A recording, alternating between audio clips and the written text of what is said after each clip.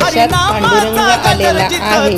टाळ मृदुंगाच्या तालामध्ये पंढरीवरून पांडुरंग मी घेऊन आले आणि पांडुरंगाचं स्वागत माझ्या सुनबाईने आणि मुलाने खूप छान केले.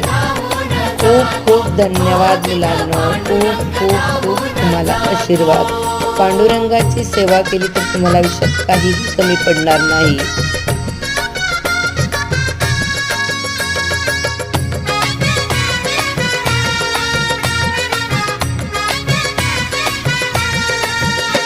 अहो विठ्ठल नामाचं वेड जिला लावलं आणि त्या सखूला खांबाला